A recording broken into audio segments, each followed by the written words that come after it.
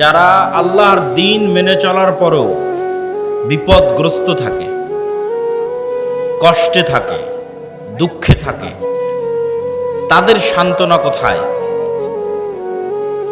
সে বুঝতে পারে না যে আল্লাহ সুবহানাহু তাআলা আমাকে কোন পাপের শাস্তি দিচ্ছেন, না আল্লাহ সুবহানাহু তাআলা আমাকে পরীক্ষা করছেন। এই যে বিপদ আপদ, সমস্যা, প্রবলেম, এটির সাথে একজন মুমিনের আচরণ কি হওয়া উচিত? এই বিপদ আপদ বিষয়ে আল্লাহ সুবহানাহু তাআলা পবিত্র কোরআন মাজিদে বলেছেন যে তিনি প্রত্যেক মুমিনকে লানাবলুয়ান্নাকুম বিশাইইম মিনাল খাউফি ওয়াল জু'i পরীক্ষা করে থাকেন ভীতি দিয়ে, ক্ষুধা দিয়ে, ওয়ানাকসিম মিনাল আমওয়াল টাকা পয়সার ক্ষতি দিয়ে, ওয়াল আনফুস মৃত্যু দিয়ে, ওয়াসসামারাত ফল ফলাদি ফসলাদি ধ্বংস হয়ে যাওয়ার মাধ্যমে, ওয়াবাশশিরিস সাবিরিন আর তোমরা ধৈর্যশীলদেরকে সুসংবাদ দাও, ইন্নাল্লাহা মাআস সাবিরিন নিশ্চয় আল্লাহ সুবহানাহু তাআলা ধৈর্যশীলদের সাথে আছেন। ধৈর্য, সবর কাকে বলে? গ্রামে গাইবান্ধা রংপুরে মুরগিকে টোপা দিয়ে যে ঘিরে রাখা হয়, এই টোপা দিয়ে ঘিরে রাখাকে আরবিতে বলা হয় সবর। সাধারণত কোনো মুরগি যখন অপবিত্র জিনিস খায়, মানুষের পেশাব পায়খানা ভক্ষণ করে, তখন ওই মুরগির পবিত্রতা, খাওয়ার পবিত্রতা তৈরি করার জন্য 3 দিন টোপা দিয়ে বেঁধে রেখে সেখানে ভালো খাবার দিতে হয়। সেই ভালো খাবার খেতে খেতে মুরগির শরীর পবিত্র হলে আবার সেটিকে জবাই করে হালাল খাদ্য হিসেবে খাওয়া যাবে।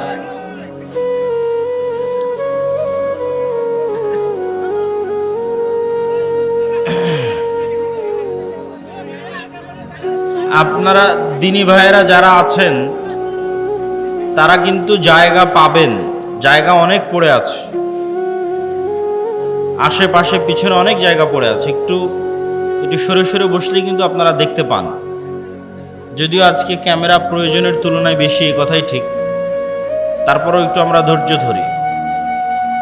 আল্লাহ সুবহানাহু তাআলা সবর, ধৈর্যের বর্ণনা দিচ্ছেন এবং তিনি ঘোষণা করছেন তিনি মুমিনদেরকে বিপদ দেন, ক্ষুধার বিপদ দেন, ভয়ের বিপদ দেন, টাকা পয়সার বিপদ দেন, ফসলাদি ধ্বংস হয়ে যাওয়ার বিপদ দেন, এমনকি জীবন পর্যন্ত নিয়ে নেন। আল্লাযীনা ইযা আসাবাতহুম মুসিবাহ ক্বালু ইন্না লিল্লাহি ওয়া ইন্না ইলাইহি রাজিউন। যখন কেউ বিপদগ্রস্ত হয় তখন বিপদগ্রস্ত ব্যক্তি যেন বলে ইন্না লিল্লাহ ওয়া ইন্না ইলাইহি রাজিউন। এই একটা বাক্যের অর্থ যদি আপনার ভিতরে ঢুকে যায় তাহলে বিপদ আপনার কাছে বিপদ মনে হবে না। এই বাক্যের অর্থ কি? ইন্না লিল্লাহ, আমি আল্লাহর।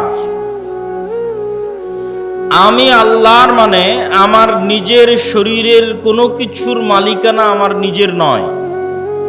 আমার চোখ আমার কথায় চলে না, আমার কান আমার কথা শোনে না, আমার শরীর আমার কথা শোনে না। আমি শরীরকে বলবো যে আজকে আমি হাফ কেজি মিষ্টি খাবো, তবুও তুমি সুগার লেভেল বাড়াবা না, আমার এই আদেশ শরীর শুনবে না। শরীরকে আল্লাহ যেভাবে তৈরি করেছে তাতে যেভাবে মিষ্টি দিলে রক্তে যেভাবে সুগার বাড়ার কথা ওটাই হবে, আমার আদেশে কমবেও না বাড়বেও না। এভাবে পুরো শরীরের সকল কার্যক্রম একটাও আমার নির্দেশে চলে না। যেভাবে আল্লাহ সুবহানাহু তাআলা তৈরি করেছেন সেভাবেই চলে। তাহলে আমার নিজের নাফস, নিজের রূহ, নিজের শরীরের মালিক আমি নই। এটার মালিক কে? আল্লাহ সুবহানাহু তাআলা। যদি আমি আমার নিজেরই মালিক না হই তাহলে আমার টাকা পয়সার মালিক আমি কিভাবে হলাম? আমার ছেলে মেয়ে সন্তান সন্ততির মালিক আমি কিভাবে হলাম, আমার বাড়ি গাড়ির মালিক আমি কিভাবে হলাম, তাহলে আমার নিজের মালিক যখন আমি নই, তাহলে আমার পকেটে থাকা টাকা পয়সা, আমার নিজের জমি, আমার বাড়ি, আমার গাড়ি, আমার ছেলে মেয়ে, এগুলো একটারও মালিক আমি নই। আরো স্পষ্ট করে বললে, আল্লাহ চাইলে তো এখন আমাকেই তুলে নিয়ে যেতে পারেন, যেহেতু আমি নিজের মালিক নই, আমি আল্লাহর অধীনস্থ, আল্লাহ আমার মালিক, তো আল্লাহ চাইলে আমাকেই তুলে নিয়ে যেতে পারেন, এটাই আমি বাধা দিতে পারবো না। সেখানে আল্লাহ যদি আমার ছেলেকে উঠিয়ে নিয়ে যায় তো আমি কি বাধা দিব? সেখানে যদি আমার টাকা হারিয়ে যায় আমি কি বাধা দিব? সেখানে যদি আমার গাড়ি অ্যাক্সিডেন্ট করে আমি কি বাধা দিব? সম্ভব নয়। তো আল্লাহ সুবহানাহু তাআলা মানুষকে এই বাক্যের মাধ্যমে, ইন্না লিল্লাহি ওয়া ইন্না ইলাইহি রাজিউন, এই বাক্যের মাধ্যমে বুঝাচ্ছেন যে বিপদে পড়লে এই বাক্য উচ্চারণ করতে হবে। তার প্রথম কথা হচ্ছে তুমি নিজেই নিজের মালিক নও, অতএব তোমার সব কিছুর মালিক আল্লাহ, তুমি সহ। 2 নাম্বার, ওয়া ইন্না ইলাইহি রাজিউন, তুমি মনে করছো যে আজকে আমার গাড়িটা নষ্ট হয়ে গেল, কি আফসোস। মনে করছো আমার টাকাটা হারিয়ে গেল, কি আফসোস। মনে করছো আমার মোবাইলটা হারিয়ে গেল, কি আফসোস। মনে করছো আমার ছেলে মারা গেল, কি আফসোস। তাহলে জেনে রাখো একদিন তুমিও মারা যাবা, জেনে রাখো একদিন তুমিও হারিয়ে যাবা, জেনে রাখো একদিন তুমিও ফেরত যাবা। ওয়া ইন্না ইলাইহি রাজিউন। তাহলে এখানে হতাশা, আফসোস এবং দুঃখের কিছু নাই, কেন তোমার সময়ই তো ক্ষণস্থায়ী। তুমিই চলে যেতে পারতে, তুমিই হারিয়ে যেতে পারতে, তুমিই নষ্ট হয়ে যেতে পারতে, এটা তোমার ভাগ্যে আছে। ওয়া ইন্না ইলাইহি রাজিউন, যেতে হবে তোমাকে। অতএব তোমার সাথে যেটি ঘটুক সেটি একটাও তোমার সাথে, তোমার নিজস্ব কোনো জিনিসের সাথে ঘটেনি, বরং আল্লাহ সুবহানাহু তাআলার দেওয়া জিনিসের সাথে ঘটেছে। ওয়া মিম্মা রাযাকনাহুম ইউনফিকুন, আল্লাহ যখন মানুষকে টাকা পয়সার কথা বলেছেন তখনও বলেছেন যে এই টাকা পয়সা আমি দিয়েছি, এই রিজিক তোমরা উপার্জন করনি, আমি দিয়েছি। সবর, সবর, ধৈর্য ধারণ করা কি জিনিস বলছিলাম। মুরগি যখন টোপা দিয়ে ঘিরে রাখা হয় এটাকে বলা হয় সবর, আটকে রাখা। আরবিতে আটকে রাখা মানে যখন আপনি গুনাহ থেকে নিজেকে আটকে রাখেন তখন সবর, যখন আপনি নেকির উপর নিজেকে ধরে রাখেন তখন সবর। যেমন আজকে এখানে বক্তব্য শুনে মনে মনে বললেন আজ থেকে 5 ওয়াক্ত সালাত আদায় করব, একদিনও আদায় করতে পারলেন না, তাহলে আপনার সবর নাই। মনে করলেন আজ থেকে গান শুনবো না, 7 দিন শোনা বন্ধ রাখার পর আর ধরে রাখতে পারলেন না, তার মানে সবর নাই। নিজেকে কোনো কিছুর উপর ধরে রাখা, ঠিক মুরগিকে যেমন টোপা দিয়ে আটকে রাখা হয়েছে, বেঁধে রাখা হয়েছে, ধরে রাখা হয়েছে, এরকম যে আমি প্রতিদিন সূরা ইখলাস পড়বো, কোরআন পড়বো, এটার উপর নিজেকে ধরে রাখা, ধরে রাখতে পারতেছি, একদিনও মিস যাচ্ছে না, এটা সবর। আমি গান শুনতে চাই না, শুনবো না, এটার উপর নিজেকে কতদিন ধরে রাখতে পারতেছি, এটা সবর। এই জন্য মানুষের সকল নেক আমলের মূল রহস্য হচ্ছে সবর। এই জন্য আল্লাহ সুবহানাহু তাআলা পবিত্র কোরআন মাজিদে বারবার সবরের দার্স এবং সবরের উদাহরণ এবং বিপদ আপদের কথা উল্লেখ করেছেন। ওয়াতাওয়াসাউ বিল হাক্কি ওয়াতাওয়াসাউ বিস সবর, তোমরা পরস্পরকে সত্যের দিকে দাওয়াত দাও, পরস্পরকে ধৈর্যের দিকে দাওয়াত দাও। প্রশ্ন হচ্ছে, যখন আল্লাহওয়ালা মানুষ, দিনদার মানুষ, পরহেজগার মানুষ দেখে যে একটা ইহুদি, একটা খ্রিস্টান, একটা ফাসেক, একটা জালেম, তার কি সুখের জীবন, অন্যায়ভাবে টাকা পয়সা উপার্জন করে এসি, ফ্রিজ, বাসা বাড়ি, বিল্ডিং, জমি জায়গা ক্রয় করে একাকার, আর আমি 5 ওয়াক্ত সালাত আদায় করে, তাহাজ্জুদের সালাত আদায় করে আমি বিপদে, হয় অসুখ বিসুখে বিপদে, না হয় জিনিসপাতি নিয়ে বিপদে, না হয় অন্য কোনো কিছু নিয়ে বিপদে। আর রহস্য কি? রাসূলুল্লাহ সাল্লাল্লাহু আলাইহি ওয়াসাল্লাম বলেন, আল্লাহ সুবহানাহু তাআলা যাকে সবচেয়ে বেশি ভালোবাসেন তাদেরকে সবচেয়ে বেশি পরীক্ষায় ফেলেন, আর আল্লাহ সুবহানাহু তাআলা সবচেয়ে বেশি ভালোবাসেন নবীদেরকে, এই জন্য নবীদের পরীক্ষা সবচেয়ে বেশি। 2 জন নবীর সাথে যদি আপনি আপনাকে মিলান, তাহলে আপনার কোনো বিপদ, পৃথিবীর কোনো বিপদ আর আপনার কাছে বিপদ মনে হবে না যদি শুধু 2 জন নবীর সাথে আপনি আপনাকে মিলান। তার একজন নবী ইউসুফ আলাইহিস সালাতু ওয়াস সালাম, আরেকজন নবী মুহাম্মদ সাল্লাল্লাহু আলাইহি ওয়াসাল্লাম। ইউসুফ আলাইহিস সালাতু ওয়াসসালাম নিজে নবী, তার পিতা ইয়াকুব আলাইহিস সালাতু ওয়াসসালাম নবী, তার দাদা ইসহাক আলাইহিস সালাতু ওয়াসসালাম নবী, তার পরদাদা ইব্রাহিম আলাইহিস সালাতু ওয়াসসালাম নবী। তাহলে এতগুলো নবীর সন্তান হওয়ার পরেও, এত তাকওয়াবান পরহেজগার হওয়ার পরেও তিনি ভাইদের ষড়যন্ত্রে কুয়ায় নিক্ষিপ্ত হচ্ছেন অসহায় অবস্থায়। কি অপরাধ, কোন পাপের শাস্তি যে ইউসুফকে কুয়ায় নিক্ষিপ্ত হতে হবে? কুয়া থেকে উদ্ধার হয়ে বাজারে বিক্রি হয়ে যাচ্ছেন, কি অপরাধ, কোন পাপের শাস্তি যে ইউসুফকে আজ বাজারে বিক্রি হতে হবে? নবীর সন্তান হওয়ার পরেও শুধু কি বাজারে বিক্রি, মানুষের বাড়িতে কৃতদাস হিসেবে, কাজের লোক হিসেবে কাজ করে খাচ্ছেন। অথচ নবী, তার পিতা নবী জীবিত আছে, তার পিতা তার জন্য দোয়া করতেছে। কোন পাপের অপরাধ, কোন পাপের শাস্তিতে ইউসুফ আলাইহিস সালাতু ওয়াসসালাম মানুষের বাড়িতে কাজ করে খাচ্ছেন? ইউসুফ আলাইহিস সালাতু ওয়াসসালাম মানুষের বাড়িতে কাজ করছেন, ঠিক আছে, তারপরে মিথ্যা অপবাদ তার উপর আরোপিত হলো। মিথ্যা অপবাদ আরোপিত হওয়ার পর জেলখানায় গেলেন। জেলখানায় বিনা অপরাধে, বিনা বিচারে জেল খাটলেন 7 বছর। এরকম কোনো একটা মানুষের জীবনে এই ঘটনাগুলো একত্রিত হওয়া, যে আপনি নিজেকে নিজের সাথে তুলনা করে দেখেন যে আপনার ভাইয়েরা আপনার বিরুদ্ধে ষড়যন্ত্র করে ছোটবেলাতে আপনাকে হত্যা করতে চেয়েছে, এরকম আপনার সাথে হয়েছে কিনা? 2 নাম্বার, আপনি মানুষের বাড়িতে কৃতদাস হিসেবে কাজ করেছেন কিনা, আপনি মানুষের বাড়ির কাজের লোক কিনা? 3 নাম্বার, আপনার উপর মিথ্যা অপবাদ দেওয়া হয়েছে কিনা? 4 নাম্বার, আপনি বিনা অপরাধে বিনা বিচারে 7 বছরের বেশি জেল খেটেছেন কিনা? একসাথে এতগুলো ঘটনা আপনার জীবনে ঘটেছে কিনা? নবী নাম্বার 2 মুহাম্মদ সাল্লাল্লাহু আলাইহি ওয়াসাল্লাম। মুহাম্মদ সাল্লাল্লাহু আলাইহি ওয়াসাল্লাম দাওয়াতি জীবনে কি বাধা বিপত্তির সম্মুখীন হয়েছে সেটা তো আমরা বহু শুনেছি, কিন্তু ব্যক্তিগত জীবনে তিনি এতিম অবস্থায় পৃথিবীতে এসেছেন এবং অল্প কিছুদিন পরেই তার মাও দুনিয়া থেকে বিদায় নিয়েছে। এমন কেউ যার সাথে রাসূল সাল্লাল্লাহু আলাইহি ওয়াসাল্লামের জীবনে যা ঘটেছে তা হুবহু ঘটবে বা তার কাছাকাছি ঘটবে এরকম মানুষ পৃথিবীতে খুঁজে পাওয়া কঠিন। সেটা কি এক, যে আপনার পিতা ছোটবেলায় মারা গেছে, আপনার মাও ছোটবেলায় মারা গেছে, আপনি পিতা মাতার আদর স্নেহ ছাড়াই বড় হয়েছেন, সবগুলো আপনার জীবনে মিলে কিনা দেখেন। কারো কারো জীবনে মিলতে পারে একটা, যে হ্যাঁ বাপ মারা গেছে কিন্তু মা বেঁচে ছিল। কারো জীবনে মিলতে পারে মা মরে গেছে বাপ বেঁচে ছিল।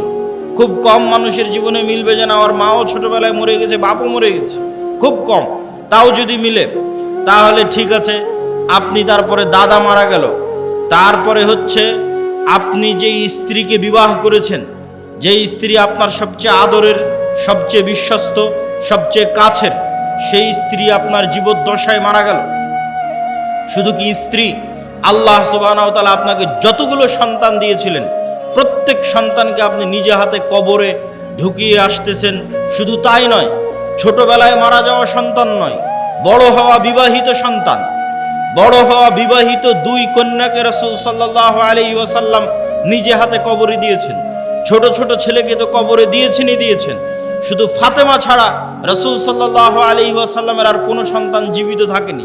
তাহলে আপনি কল্পনা করেন, একই সাথে ছোটবেলায় আপনার পিতা মাতা মারা গেছে, একই সাথে আপনার স্ত্রী মারা গেছে, একই সাথে আপনার সব ছেলে মেয়ে মারা গেছে, তাদেরকে আপনি কবরে দিয়েছেন। এই রকম একই সাথে এতগুলো ঘটনা আপনার জীবনে ঘটবে, মিলবে, এটা খুব কঠিন, অসম্ভব। তাহলে নবী হওয়ার পর রাসূল সাল্লাল্লাহু আলাইহি ওয়াসাল্লাম কোন পাপের শাস্তিতে, কোন অপরাধের শাস্তিতে এতগুলো ব্যক্তিগত জীবনের বিপদের মুখোমুখি হচ্ছেন? দাওয়াতি জীবনের নয়, দাওয়াতি জীবনের ঘটনা তো আরো লম্বা। শিয়াবে আবি তালেবে যখন তার চাচাকে সহ 3 বছর যখন ঘিরে রাখা হলো, গৃহবন্দী রাখা হলো, যখন খাবারের কোনো কিছু ছিল না, যখন তায়েফের ময়দানে মারা হলো, আঘাত করা হলো, যখন বদর উহুদে হত্যা করার চেষ্টা করা হলো, যখন মক্কায় হত্যার চেষ্টা হলো, অসংখ্য দাওয়াতি জীবনে বাধা রাসূল সাল্লাল্লাহু আলাইহি ওয়াসাল্লামের, সেগুলোতে আমরা গেলাম না।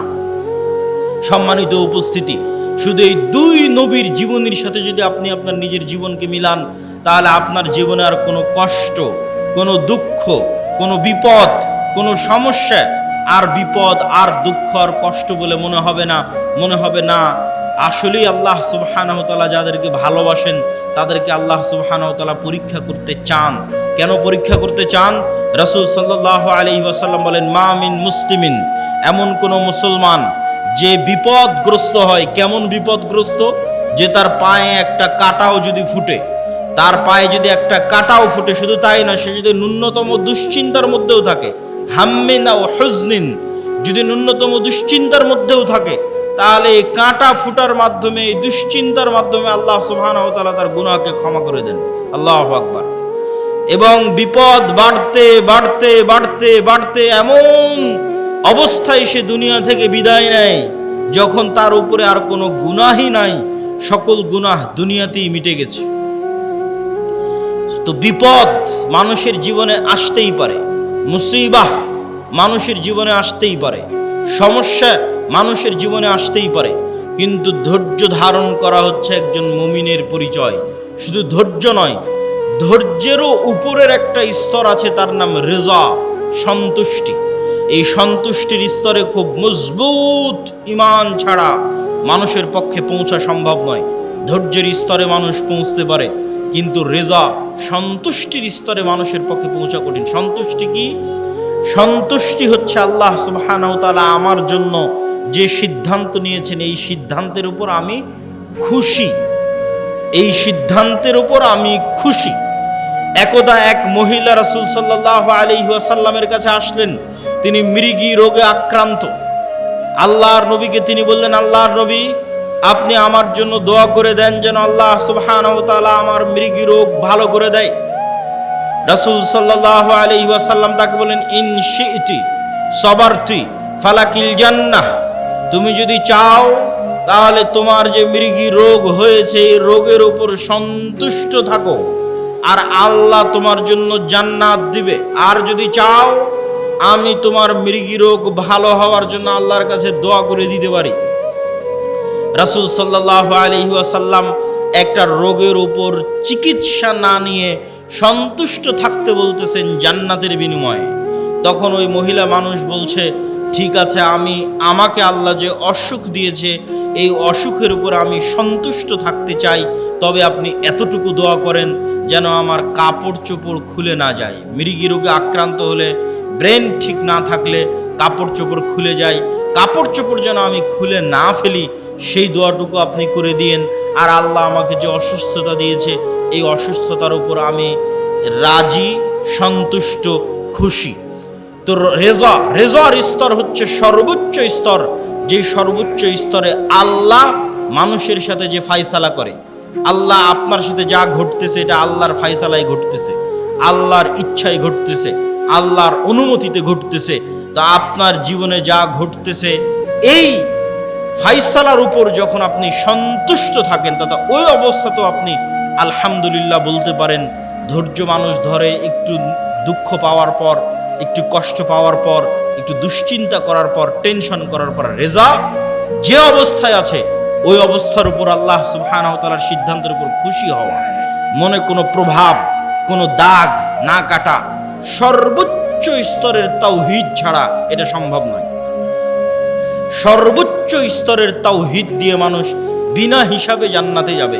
সেই বিনা হিসাবে যারা জান্নাতে যাবে ওই রকম লেভেলের মানুষের পক্ষে সম্ভব যে আল্লাহ সুবহানাহু ওয়া তাআলা তার সাথে যে সিদ্ধান্ত গ্রহণ করবেন সেই সিদ্ধান্তের উপর সে রাজি খুশি থাকবে।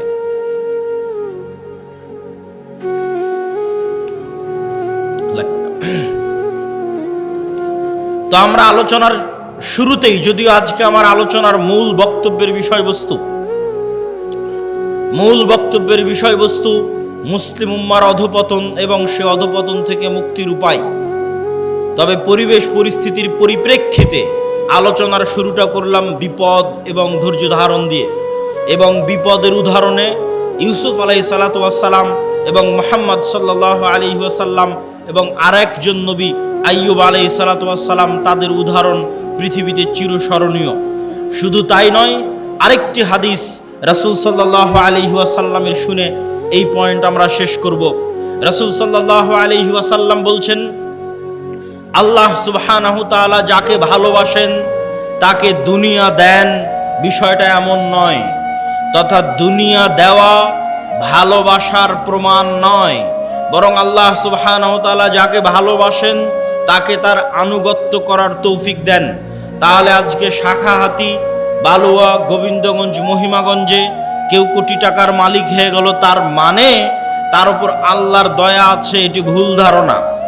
শাখাহাতি, বালুয়া, মহিমাগঞ্জ, গোবিন্দগঞ্জ, গাইবান্ধায় কেউ বিশাল বাড়ি করে নিল, কেউ খুব আরামে আছে, আয়েশে আছে, দুবাই ঘুরছে, কারো বাড়িতে এসি ফ্রিজ আছে, তার মানে তার উপর আল্লাহর দয়া আছে, আল্লাহ তাকে ভালোবেসে এগুলো দিয়েছে। এটা ভুল ধারণা। ভালোবাসা বুঝতে, এর চেয়ে বড় শাস্তি পৃথিবীতে আর হয় না। আল্লাহ আপনাকে হারাম কাজে লিপ্ত রেখেছে, এটাই শাস্তি। আল্লাহ আপনাকে গুনাহে লিপ্ত রেখেছে, এটাই শাস্তি। পৃথিবীর নিকৃষ্ট থেকে নিকৃষ্ট কাজ আপনার হাত দিয়ে হচ্ছে, এটাই শাস্তি। আপনি আল্লাহর রহমতের দরজা থেকে বিতাড়িত, আল্লাহর রহমতের দুয়ার থেকে বিতাড়িত, এটাই শাস্তি। অতএব দুনিয়া পাওয়ার উপর নির্ভর করে না যে মানুষকে আল্লাহ সুবহানাহু ওয়া তাআলা ভালোবাসেন কিনা, বরং দুনিয়াতে আল্লাহ তাকে আল্লাহর আনুগত্যের তৌফিক দিচ্ছে কিনা, এইটা দিয়ে সে বুঝতে পারবে যে হ্যাঁ, আল্লাহ আমাকে 5 ওয়াক্ত নামাজ পড়ার সুযোগ দিচ্ছে, তার মানে আল্লাহর দয়া আমার উপর আছে। আর 5 ওয়াক্ত নামাজ এত চেষ্টা করি তাও পড়তে পারি না, তাহলে আল্লাহর দয়া আসলে নাই। এত চেষ্টা করি কোরআন পড়তে পারি না, তাহলে আল্লাহর দয়া আমার সাথে নাই। কোনো একটা সমস্যা আছে যে কারণে আমি আল্লাহর দয়া পাচ্ছি না। আল্লাহর দয়া পেতে পাওয়ার আলামতই হচ্ছে আমি 5 ওয়াক্ত সালাত আদায় করতে পারছি, আমি কোরআন তেলাওয়াত করতে পারছি, এটাই আল্লাহর দয়া পাওয়ার আলামত। আর আল্লাহ সুবহানাহু ওয়া তাআলা আপনাকে ভালোবাসেন কিনা সেটা বোঝা যাবে স্থায়ী ঠিকানা পরকাল, যেটা বহু বক্তব্যে বলেছি, ঈমান বিল গায়বে ইয়াকিন। দুনিয়ার সকল কিছুর বিনিময়ে মানুষ পরকালের মাঠে বাঁচতে চাইবে যে আল্লাহ সুবহানাহু ওয়া তাআলা তাকে পরকালে মুক্তি দিক, কিন্তু তারপরেও পরকালে তার জন্য মুক্তি কঠিন হয়ে দাঁড়াবে দুনিয়ার সকল সম্পদের বিনিময়ে হলেও। তাহলে ওই সম্পদ, ওই ধন দৌলত আপনি দুনিয়াতে আঁকড়ে ধরে থাকবেন, এইটা দিয়ে আপনি পরকালে মুক্তি পাবেন না। বরং আপনাকে এই ধন সম্পদ, এই ধন দৌলত দান করে কিয়ামতের মাঠে ধনী অবস্থায় উঠতে হবে, কিয়ামতের মাঠে কোটিপতি অবস্থায় উঠতে হবে, কিয়ামতের মাঠে কোটি কোটি টাকা আপনার হাতে থাকতে হবে, যেন কিয়ামতের মাঠে বিপদে পড়লে আপনি বাঁচতে পারেন। তো কিয়ামতের মাঠে কোটি কোটি টাকা কিভাবে থাকবে? নতুন করে কিয়ামতের মাঠে ব্যবসা বাণিজ্য করার সুযোগ নাই। যা ব্যবসা বাণিজ্য দুনিয়াতেই করে, দুনিয়াতেই সেই টাকা আল্লাহর অ্যাকাউন্টে জমা দিয়ে কিয়ামতের মাঠে কোটিপতি অবস্থায় উঠতে হবে। তাহলে দুনিয়ার কেস কোর্ট কাচারি মামলা মোকদ্দমায় যেমন টাকার জরিমানা দিয়ে বাঁচা যায়, কিয়ামতের মাঠে আল্লাহর দরবারে যে মামলা মোকদ্দমা হবে, কেস জরিমানা হবে, ওখানে আপনি যে কোটি টাকার মালিক হবেন, ওই টাকা দিয়ে তখন আপনি ওই মামলা মোকদ্দমাগুলো খালাস করাতে পারবেন আপনার টাকার জোরে, টাকার ক্ষমতায়। এই জন্য ইবাদতের জগতে যতগুলো পাওয়ারফুল শক্তিশালী ইবাদত আছে, তার মধ্যে একটি হচ্ছে টাকা। আল্লাহ সুবহানাহু ওয়া তাআলা জান্নাত বিক্রি করে দিতে চেয়েছেন দুটো জিনিসের কাছে। সালাত আদায় করে আপনি গ্যারেন্টি দিতে পারবেন না, নিশ্চিত শতভাগ গ্যারেন্টি দিতে পারবেন না যে না আমি জান্নাত আমার হয়েই গেছে। কেন পারবেন না? আপনি গ্যারেন্টি দিতে পারবেন না যে আমার সালাত ফরজ হওয়ার পর থেকে 1 ওয়াক্ত সালাতও মিস দেইনি, এই কারণে পারবেন না। হ্যাঁ, যদি এটা গ্যারেন্টি দিতে পারতেন যে আমার উপর সালাত ফরজ হওয়ার পর থেকে 1 ওয়াক্ত সালাতও মিস দেইনি, 1 ওয়াক্ত সালাতও কাজা করিনি, তাহলে সালাত দিয়েই আপনি নিশ্চিত জান্নাতে চলে যেতেন। কিন্তু আপনি নিজেই গ্যারেন্টি দিতে পারবেন না যে কই আমি সালাতে কোনোদিন অবহেলা করিনি। আপনি নিজেই গ্যারেন্টি দিতে পারবেন না যে আমি কোনোদিন গুনাহ করিনি, আমি নিষ্পাপ। যেহেতু আপনি গ্যারেন্টি দিতে পারবেন না, ফলত আপনি আল্লাহর দয়ার মুখাপেক্ষী যে আল্লাহ 5 ওয়াক্ত সালাত ঠিক মতো আদায় করতে পারেনি, গুনাহ অনেক করে ফেলেছি, ক্ষমা করে দাও, নাহলে জান্নাত যেতে পারবো না, আল্লাহর দয়ার মুখাপেক্ষী। কিন্তু দুটো ইবাদত এমন আছে যে দুটো ইবাদতে আপনি নিশ্চিত চ্যালেঞ্জ দিয়ে বলতে পারবেন হ্যাঁ জান্নাত আমার হয়েছে, হবে, যাবো ইনশাআল্লাহ। সেই দুটো ইবাদতের একটা হচ্ছে আল্লাহর রাস্তায় জিহাদ করে জীবন দিয়ে দেওয়া, নিজের নফস যেটা আল্লাহ আপনাকে দিয়েছে, যেটা আপনার সবচেয়ে প্রিয় সম্পদ, ওইটা হাতে করে নিয়ে আল্লাহর রাস্তায় জিহাদে বের হলেন, যুদ্ধ করে শহীদ হয়ে গেলেন, আল্লাহর রাস্তায় জীবন দিয়ে দিলেন। এই শহীদের রক্তের ফোঁটা মাটিতে পড়ার আগে ওর কত গুনাহ আছে, আর ওর কত ইবাদতে কমতি আছে, আর কত কি আছে, সব কিছু আল্লাহ সুবহানাহু ওয়া তাআলা ক্ষমা করে দিবে। এবং সে তার কাছে জান্নাত বিক্রি হয়ে গেছে তার নফসের বিনিময়ে। আর একজনের কাছে জান্নাত বিক্রি হয়ে যাবে, সে হচ্ছে যে টাকা দিয়ে জান্নাত কিনতে পারবে। টাকা দিয়ে কেমনে জান্নাত কিনবে? দুনিয়াতেই অসংখ্য ইবাদতের কমতির আপনি পূরণ দিতে পারবেন টাকা দিয়ে, দুনিয়াতে আপনি অসংখ্য গুনাহের কাফফারা দিতে পারবেন টাকা দিয়ে। হজ করতে গেছেন, জামারায় পাথর নিক্ষেপ মিস হয়ে গেছে, কোনো একটা ইবাদতে কমতি চলে এসেছে হজের মধ্যে, আপনাকে মুআল্লিম বলবে টাকা দেন, টাকা দিয়ে খাসি দুম্বা কিনি, আপনার নামে দম দিলে এবাদতের এই কমতিটা পূরণ হয়ে যাবে। দুনিয়াতেই টাকা দিয়ে এবাদতের কমতি পূরণ হচ্ছে। রমজান মাস আসতেছে, দিনের বেলায় স্ত্রীর সাথে সাংসারিক জীবনে গেছেন, কবিরা গুনাহ করে ফেলেছেন, আল্লাহ বলছেন গোলাম আজাদ করো। গোলাম আজাদ করতে টাকা লাগবে, গোলাম আজাদ করার টাকা নাই, 60 জন মিসকিনকে খাওয়াও, 60 জন মিসকিনকে খাওয়াতে টাকা লাগবে। তাহলে দুনিয়াতেই টাকা দিয়ে আপনার গুনাহের কাফফারা হয়ে যাচ্ছে, ইবাদতের কমতির ব্যাকআপ হয়ে যাচ্ছে। তাহলে আপনি যত ইবাদতের কমতি আপনার আছে, যত গুনাহ আপনার আছে, আর যত পাওনাদার মানুষ আছে, সবগুলো ব্যাকআপ দেওয়া যাবে কিয়ামতের মাঠে যদি আপনি কোটিপতি হন। টাকা দিয়ে ব্যাকআপ দেওয়া যাবে, কিন্তু সেই টাকা দুনিয়াতেই অর্জন করে এখানে বসে থেকেই পরকালের অ্যাকাউন্টে, আল্লাহ সুবহানাহু ওয়া তাআলার অ্যাকাউন্টে জমা করে যেতে হবে। মুসলমানদের সবচেয়ে বড় হতাশার জায়গা হচ্ছে মুসলমানেরা অর্থনীতি, টাকা পয়সাকে গুরুত্ব কম দেয়। হ্যাঁ, আগের আলোচনা, বিপদ আপদের আলোচনায় এটি আমরা স্পষ্ট করেছি যে কেউ টাকার মালিক হবে মানেই সে দয়াপ্রাপ্ত, বিষয়টি এমন নয়। কে দয়াপ্রাপ্ত? যাকে আল্লাহ তার ইবাদতের সুযোগ দেয়। তাহলে দুটোই যদি মিলে যায়, তাহলে ওর চেয়ে বড় দয়াপ্রাপ্ত আর কে? এটাই রাসূল সাল্লাল্লাহু আলাইহি ওয়াসাল্লাম বলেছেন যে 2 শ্রেণীর মানুষের সাথে তোমরা ঈর্ষা করতে পারবা, যেই 2 শ্রেণীর এক শ্রেণী হচ্ছে এত ব্যতিক্রম যে সাধারণত এই দুটো একসাথে মিলে না, একত্রিত হয় না। সেটা কি? যাকে আল্লাহ টাকারও মালিক করেছে, কোটি কোটি টাকার মালিক করেছে। খুব ব্যতিক্রম যে কোটি কোটি টাকার মালিক দুবাই গিয়ে মদের বারে, জুয়ার বারে আড্ডা না দিয়ে, নারী মদ জুয়া নিয়ে ফুর্তি না করে ওর কোটি কোটি টাকা আল্লাহর রাস্তায় দান করবে। এই দুইটা মিলে যাওয়া, হবে কোটি কোটি টাকার মালিক, আবার সেই কোটি কোটি টাকা ব্যয় করবে আল্লাহর রাস্তায়, এই তৌফিক পাওয়া, এটা পৃথিবীর সবচেয়ে ব্যতিক্রম মানুষ, যাদেরকে আল্লাহ স্পেশাল ভালোবাসে। দাউদ আর সুলাইমানের মতো, যে কোটি কোটি টাকার মালিক, কিন্তু সেই কোটি কোটি টাকা আল্লাহর নাফরমানিতে ব্যয় হয় না, আল্লাহর আনুগত্যে ব্যয় হয়। তাহলে নিশ্চিত জেনে রাখেন ওর উপর আল্লাহর দয়া আছে, ওর উপর আল্লাহর খাস রহমত আছে, বিশেষ রহমত আছে, যে কোটি টাকার মালিক আবার সেই টাকা আল্লাহর রাস্তায় ব্যয় করার তৌফিক পেয়েছে। দাউদ আর সুলাইমান আলাইহিমাস সালাতু ওয়াস সালামের মতো। সম্মানিত উপস্থিতি, টাকা পয়সার গুরুত্ব যেমন দুনিয়াতে আছে, টাকা পয়সার গুরুত্ব তেমন পরকালে আছে। গোলামি থেকে মুক্তির জন্য অর্থনৈতিক মুক্তি ছাড়া অন্য রাস্তা পাওয়া খুব কঠিন। অর্থনৈতিক মুক্তি লাগবেই, এটা আমি আপনি যতটুকু ভালো বুঝি, আমার এবং আপনার চেয়ে মুহাম্মদ সাল্লাল্লাহু আলাইহি ওয়াসাল্লাম ভালো বুঝতেন। মুহাম্মদ সাল্লাল্লাহু আলাইহি ওয়াসাল্লাম যখন মক্কা থেকে হিজরত করে মদিনায় গেলেন, তখন দেখলেন মদিনার আনসারেরা কৃষক, আর মদিনার সকল ব্যবসা বাণিজ্যের মালিক হচ্ছে ইহুদিরা, আর মদিনা রাষ্ট্রের প্রধানমন্ত্রী করে দেওয়া হয়েছে রাসূল সাল্লাল্লাহু আলাইহি সাল্লামকে। তাহলে টাকা ছাড়া প্রধানমন্ত্রী হয়ে দেশ চালানো যাবে না, টাকার মালিক থাকবে ইহুদি, আর আমি প্রধানমন্ত্রী, তো নাম কাওয়াস্তে প্রধানমন্ত্রী, ঢাল নাই তলোয়ার নাই নিধিরাম সর্দার। টাকার মালিকও মুসলমানদের হতে হবে, তাহলে রাষ্ট্র চলবে। আল্লাহর নবী বললেন, মুহাজির যারা আমার সাথে এসেছে সব ব্যবসায়ী, সবার রক্তে ব্যবসা আছে। আল্লাহর নবী নিজেও ব্যবসায়ী, কেননা মক্কার কুরাইশরা ব্যবসায়ী। আল্লাহর নবী আনসারদের বললেন, তোমাদের সম্পত্তির অর্ধেক অর্ধেক, 3 ভাগের 1 ভাগ, 3 ভাগের 2 ভাগ, যে যেভাবে পারো মুহাজিরদের দিয়ে দাও, মুহাজিরেরা ব্যবসা শুরু করবে। মুহাজিরদের ব্যবসার জন্য যখন অর্থ দিতে বলা হলো, আনসারীরা রাজি হয়ে গেল। উসমান ইবনে আফফান, আব্দুর রহমান ইবনে আউফ, জুবাইর ইবনুল আওয়াম, এই 3 জন সাহাবী আল্লাহর নবীর জীবদ্দশাতেই কোটি কোটি টাকার মালিক হয়ে গেছে ব্যবসা করে। মদিনায় গিয়ে রাসূল সাল্লাল্লাহু আলাইহি সাল্লামের জীবদ্দশাতেই আল্লাহর নবী যেখানে মসজিদে নববী করেছেন, ওখানে বির রুমা নামে একটা কুয়া ছিল, যে কুয়াতে মুসলমানদেরকে ওযু করতে হতো। ওই কুয়ার মালিক ছিল ইহুদি। রাসূল সাল্লাল্লাহু আলাইহি সাল্লাম বললেন, কে এই কুয়া কিনে দিবে জান্নাতে একটি ঝর্ণার বিনিময়ে? ওসমান ইবনে আফফান বললেন, আল্লাহর নবী, আমি জান্নাতে একটা ঝর্ণার বিনিময়ে এই কুয়া আপনাকে কিনে দিচ্ছি। তিনি সেই কুয়া কিনে দিলেন। রাসূল সাল্লাল্লাহু আলাইহি ওয়াসাল্লামের আত্মমর্যাদা রক্ষা হলো। না হলে ইহুদির কাছে গিয়ে অনুরোধ করতে হতো, ভাই তুমি এই কুয়ার মালিক, মুসলমানরা ওযু করবে, একটু ওযু করতে দাও। এটাই গোলামি। আপনি রাসূল সাল্লাল্লাহু আলাইহি সাল্লামের বদরের যুদ্ধ দেখেন, বদরের যুদ্ধ দেখলে মনে হবে এটি একটি ধর্মীয় যুদ্ধ, অবশ্যই ধর্মীয় যুদ্ধ, কিন্তু এখানে অর্থনৈতিক একটা বড় কারণ আছে।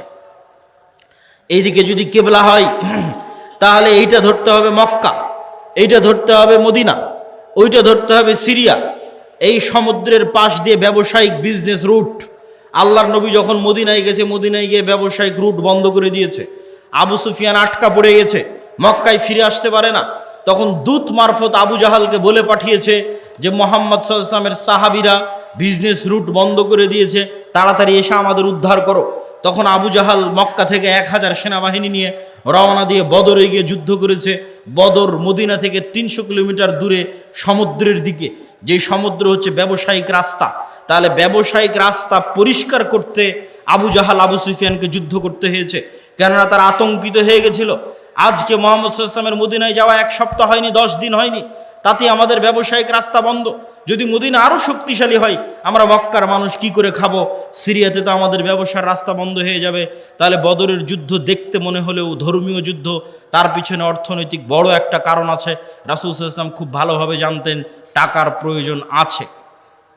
অর্থনৈতিক মুক্তির মাধ্যমে গোলামি থেকে মুক্তি হয়। আর আমাদেরকে গোলাম বানিয়ে রাখার জন্যই সুদি যে প্রথা, এই সুদি প্রথা হচ্ছে আমাদেরকে গোলাম বানিয়ে রাখার একটা অন্যতম মাধ্যম, একটা অন্যতম উপায়। সম্মানিত উপস্থিতি, আমরা আলোচনা করছিলাম যে অর্থনৈতিক ইবাদত বিপদ আপদের সাথে সম্পৃক্ত রেখে আমরা অর্থনৈতিক ইবাদতের আলোচনার মধ্যে ঢুকেছি। আলোচনার এ পর্যায়ে এসে আজকে যারা এখানে প্রোগ্রামের আয়োজন করেছে তাদের সহযোগিতা করার জন্য আপনাদেরকে উদাত্ত আহ্বান জানিয়ে, যদি তাদের স্বেচ্ছাসেবকগণ আপনাদের মধ্যে যায়, তাহলে তাদের এই মক্তব কার্যক্রম, তাদের দ্বীনি সেবামূলক কার্যক্রম কেউ যেতে চাইলে আমি এখনই যাওয়ার জন্য বিশেষভাবে অনুরোধ করব। যদি তারা যায়, তাহলে আপনারা অবশ্যই একটা ঘটনা শুনেন এবং সেই ঘটনার সাথে সাথে দানও করতে থাকেন। রাসূল সাল্লাল্লাহু আলাইহি ওয়াসাল্লামের কাছে একজন গরিব ফকির মিসকিন সাহাবী এসে বললেন, আল্লাহর নবী, এটা হচ্ছে আমার বাড়ি, আমার বাড়ির পাশে একটা ধনী মানুষের বাড়ি, তার খেজুরের গাছের ডালপালা আমার বাড়িতে এসে থাকে, তো আমার ছেলেবেলে তার গাছ থেকে খেজুর পেড়ে খায়, তো সে আমাকে খুব বকাবকি করে, আল্লাহর নবীর কাছে বিচার দিচ্ছে। আল্লাহর নবী বললেন, ওই ধনী ব্যক্তিকে তুমি জান্নাতে একটা খেজুর গাছের বিনিময়ে এই খেজুর গাছটাই গরিবকে দিয়ে দাও। তোমার তো অনেক খেজুর গাছ আছে, জান্নাতে একটা খেজুর গাছের বিনিময়ে খেজুর গাছটা গরিবকে দিয়ে দাও। সে ব্যক্তি রাজি হলো না। ব্যক্তি মালিকানায় নবীও হস্তক্ষেপ করতে পারে না, ব্যক্তি মালিকানায় রাষ্ট্র হস্তক্ষেপ করতে পারে না। নবীর কথা সাহাবী শুনতেছে না,